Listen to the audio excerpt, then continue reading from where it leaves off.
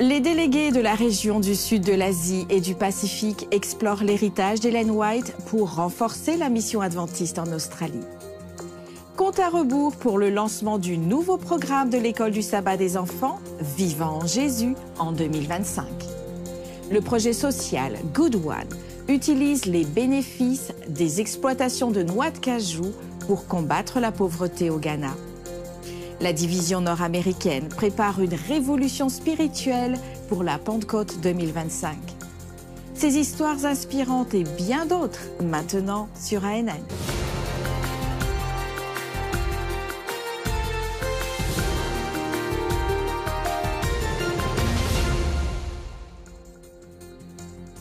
En Australie, un groupe de délégués de la division du sud de l'Asie et du Pacifique de l'Église adventiste du 7e jour a entrepris un voyage significatif.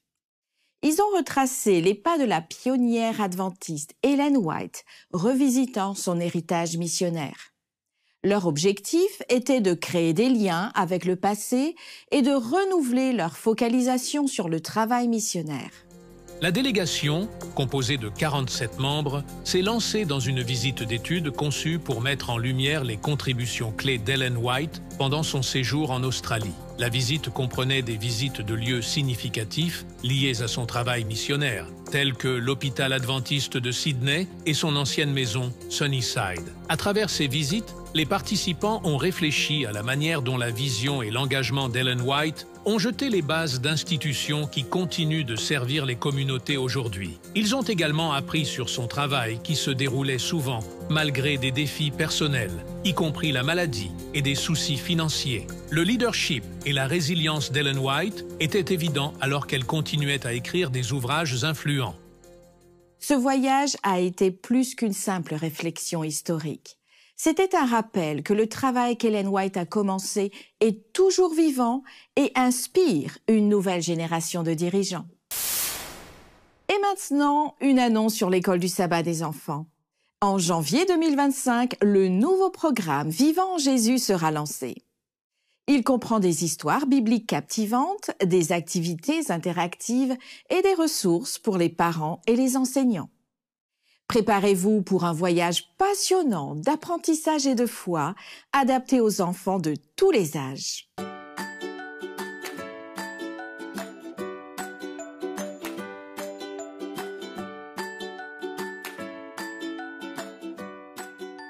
La division nord-américaine annonce une grande nouvelle. Nous avons adopté un nouveau programme de l'école du sabbat des enfants, Vivant en Jésus, créé par le département de l'école du sabbat de la Conférence générale des adventistes du 7e jour. Ce programme est unique dans son approche. Il équipe et responsabilise des parents, des soignants, des enseignants pour guider les enfants vers une relation dynamique avec Jésus. De plus, un aspect essentiel est l'exemple donné par les enseignants, les responsables et les parents de Vivant en Jésus, qui font preuve d'une passion et d'un amour pour Jésus si joyeux qu'il se propage d'un enfant à l'autre. Peux-tu imaginer une forme d'évangélisation plus solide que celle d'un enfant à un autre? Tout comme la Bible devient centrale dans nos vies lorsque nous demeurons en Jésus, la parole de Dieu est le cœur et la fondation du programme Vivant en Jésus.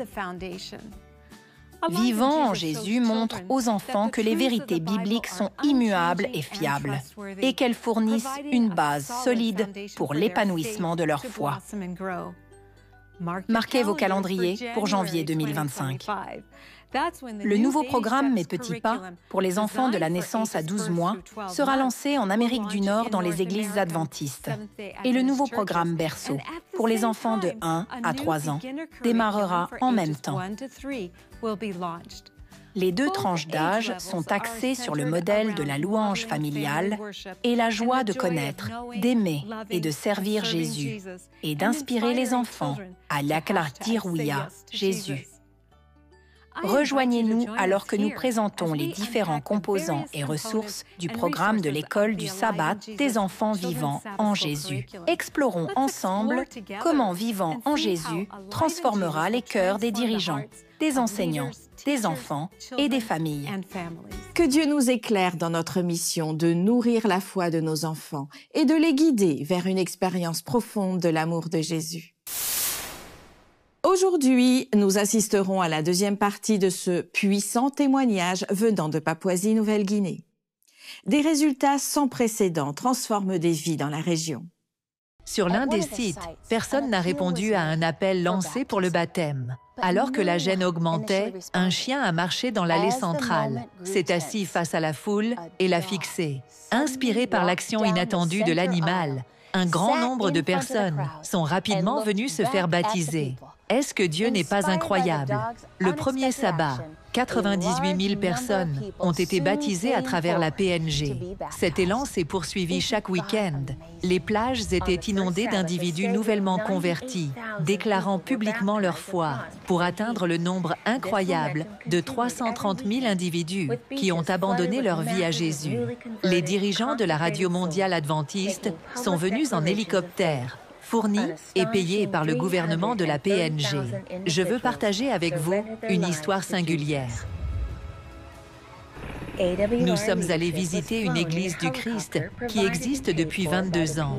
Ces personnes avaient entendu parler de PNG pour Christ. Elles ont étudié le message du sabbat biblique. Toute la congrégation a décidé de devenir adventiste. Ils ont inauguré leur bâtiment en changeant leur panneau d'église du dimanche en un panneau d'église adventiste du 7e jour. Toute la congrégation était prête pour le baptême, mais Stephen, le pasteur de l'église, était un peu hésitant. Le pasteur de la Radio mondiale adventiste, Robert Delis, s'est senti poussé à avoir une conversation en tête-à-tête avec Stephen. Pendant ce temps, toute sa congrégation se faisait baptiser. Robert l'implora. « Qu'est-ce qui t'empêche d'être baptisé ?» Alors que le dernier membre de la congrégation sortait de l'eau, tout le monde a entendu « Attendez, un de plus !» alors que le pasteur Stephen entrait dans l'eau. Le soir même de son baptême, il a réalisé une vidéo dans laquelle il suppliait: Je lance un appel à tous mes collègues pasteurs du dimanche comme moi. S'il vous plaît, nous devons dire la vérité à toutes nos églises et à nos frères chrétiens. Leur vie est très importante, afin qu'ils puissent tous être sauvés dans le royaume de Dieu. L'Église du Christ du pasteur Stevens était l'une des 16 églises dominicales qui sont devenues adventistes dans cette région, sans parler de l'ensemble du pays. Mais attendez, ce n'est pas tout. Écoutez cette déclaration publique faite par un couple anglican. Nous venons d'un milieu anglican. Mon mari est le président de l'église anglicane et j'en suis la présidente. Lorsque nous avons assisté à ces conférences, Dieu a vraiment touché notre vie. De l'anglicanisme, nous sommes maintenant devenus des observateurs du sabbat. Louez le Seigneur. Demain est un nouveau jour et une nouvelle ère dans la vie de mon mari et moi qui serons baptisés demain. La première phase de PNG pour Christ est officiellement terminée. Maintenant, les efforts de rétention et de discipulat ont été mis en œuvre. L'objectif est de s'assurer que chaque âme soit solidement ancrée dans ses nouvelles croyances adventistes. Les classes de rétention de membres ont commencé le lendemain et les églises étaient pleines de nouveaux convertis prêts à agir. Les enfants sont engagés dans les explorateurs. Les femmes ont formé des groupes bibliques et des services communautaires d'Orcas. Chaque personne baptisée est guidée, pleinement intégrée et activée dans une église adventiste locale.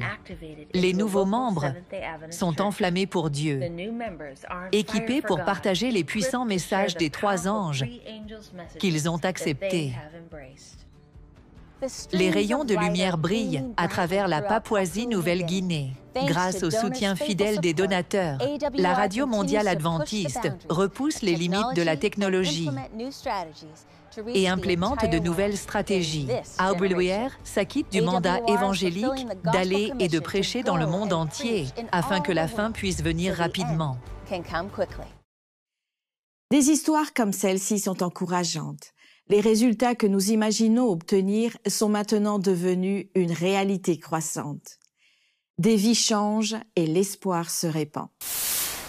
Cap sur le Vanuatu, un archipel dans le Pacifique Sud où la seule école adventiste du pays vient de célébrer une étape historique.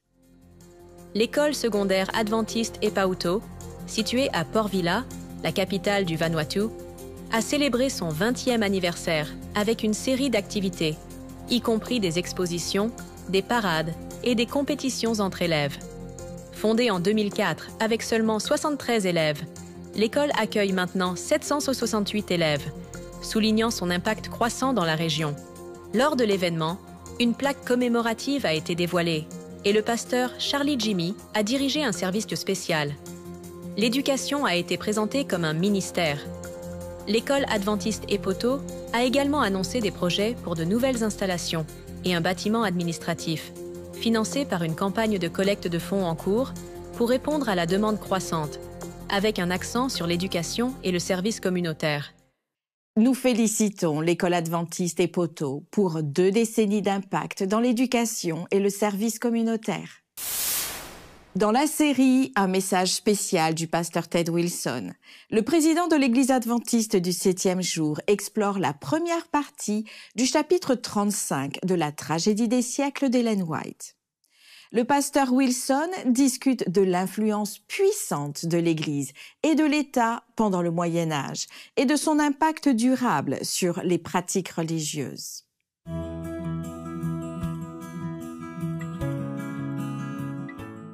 Greetings, friends. Bonjour, chers amis. Aujourd'hui, je voudrais prendre un moment pour exprimer ma gratitude envers le Seigneur pour la liberté religieuse dont beaucoup d'entre nous bénéficient aujourd'hui. Bien qu'il y ait des pays où les gens ne sont pas libres de suivre leur propre conscience, de nombreux autres pays, y compris les États-Unis, offrent encore la liberté religieuse pour tous. Cependant, comme l'histoire le révèle, la liberté religieuse est un concept relativement nouveau. Pendant des siècles, l'Église et l'État étaient unis, l'État étant souvent dominé par l'Église. Dans notre lecture de ce merveilleux livre, La tragédie des siècles, nous avons vu comment la persécution survient lorsque l'État devient un instrument qui impose les enseignements et les dogmes de l'Église.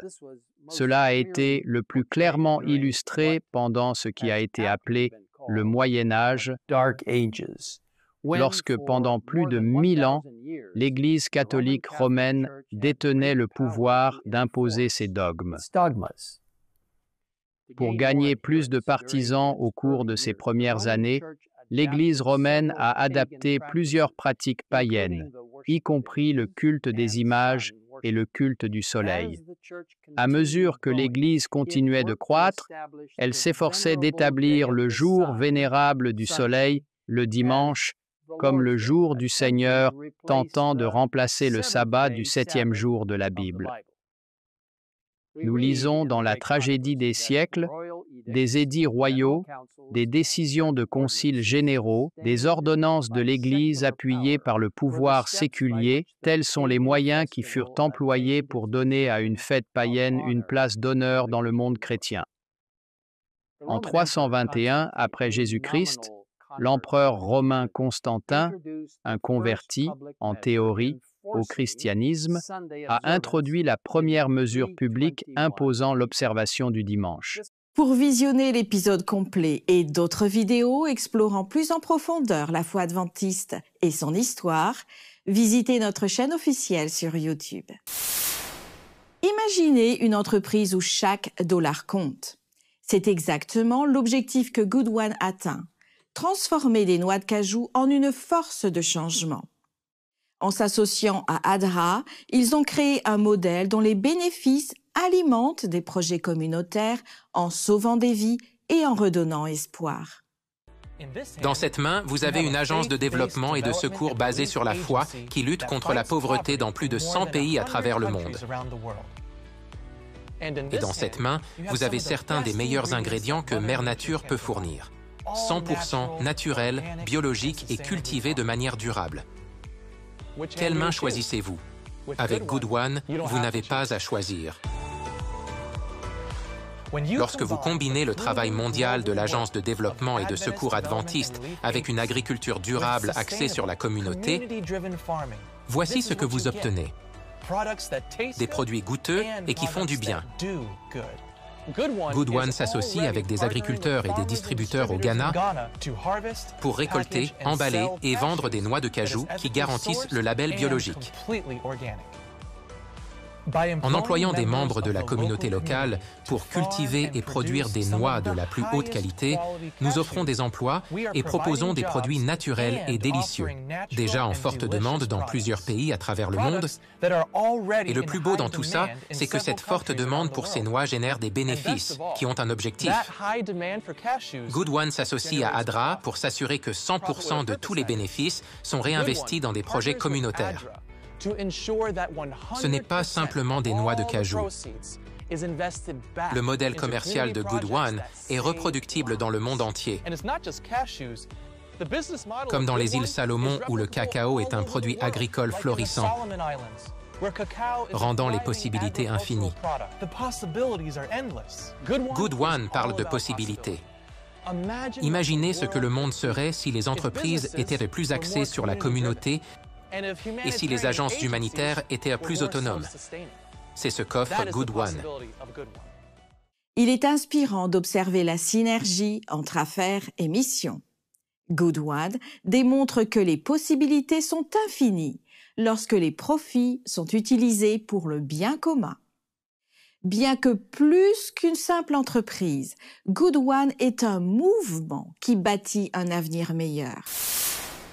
Pentecôte 2025 est un mouvement encourageant les adventistes du 7e jour en Amérique du Nord à organiser plus de 3000 événements d'évangélisation tout au long de l'année 2025. Les membres et les dirigeants sont équipés d'outils et de ressources pour une évangélisation efficace. Alexander Bryant, président du champ nord-américain, partage les détails de l'initiative et appelle les adventistes à rejoindre ce grand mouvement. J'ai débuté mon ministère pastoral il y a environ 40 ans dans cette église. Il y a un peu plus d'un an, cette église comptait seulement 5 membres réguliers. Nous avons organisé une campagne d'évangélisation l'année dernière en août et 19 âmes précieuses ont été baptisées. Maintenant, ils sont 25 en moyenne et certains sabbats, plus de 35. Ils prévoient de faire partie de Pentecôte 2025. Pentecôte 2025 n'est pas un événement. C'est une initiative globale comprenant tous les ministères de Jésus, le ministère de la compassion, le ministère de l'enseignement et le ministère du discipulat. Au cœur de Pentecôte 2025, il y a une reconnaissance de notre besoin de la dernière effusion du Saint-Esprit. C'est un engagement à prier avec ferveur pour que la dernière pluie se déverse.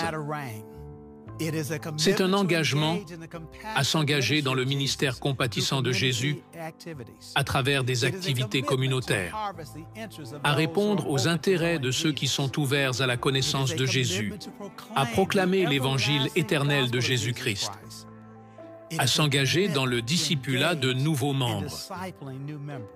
Enfin, c'est un engagement à recommencer ce cycle. Nous mettons au défi tous nos pasteurs et laïcs à travers le territoire de la division nord-américaine de mener collectivement plus de 3000 réunions. Si vous n'avez jamais organisé une campagne pour proclamer le message de l'Évangile, c'est le moment. Nous recherchons des débutants et des personnes expérimentées. La Pentecôte a commencé dans un petit endroit. pas très différent de celui-ci. Et Dieu a puissamment béni. Il a accompli des miracles extraordinaires par la puissance du Saint-Esprit. Aujourd'hui, nous demandons ces mêmes miracles par sa puissance. Unissons-nous et prions avec ferveur pour la pluie de l'arrière-saison et engageons-nous à proclamer l'évangile éternel de Jésus-Christ comme jamais auparavant, car nous demandons le Saint-Esprit comme jamais auparavant. Revivons la Pentecôte en 2025. Rejoignez-nous. Rejoignez-nous. Rejoignez-nous.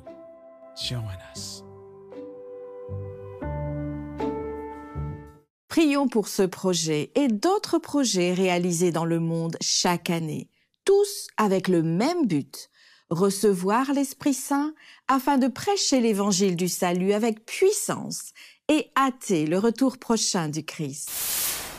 À Saint-Pétersbourg, en Russie, ADRA apporte de l'espoir à de nombreuses familles grâce à un projet d'amour et de soins avec le soutien des bénévoles.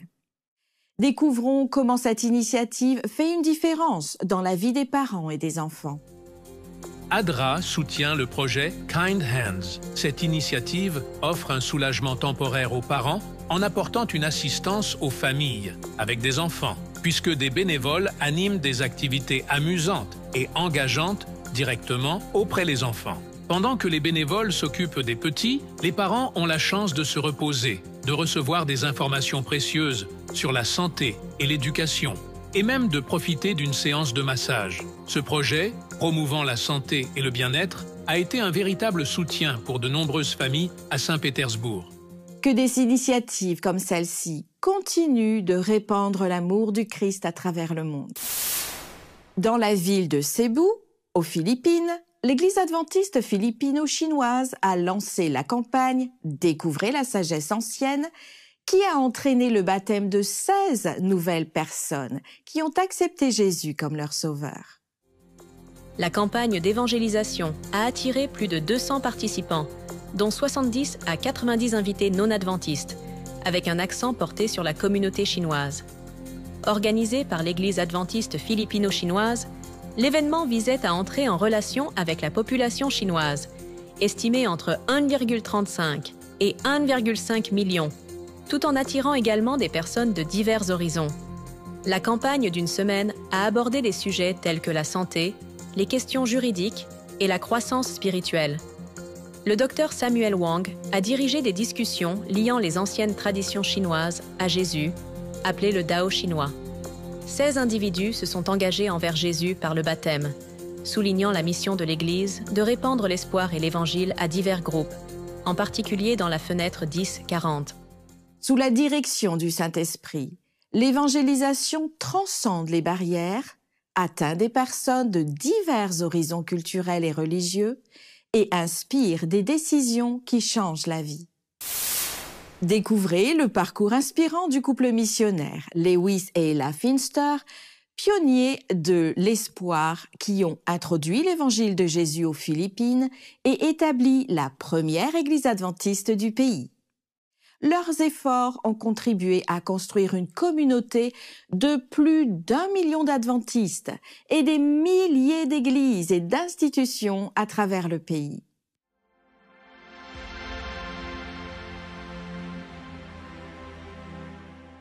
Philippines. Lewis et Ella Finster arrivèrent comme missionnaires pionniers aux Philippines le 17 décembre 1908.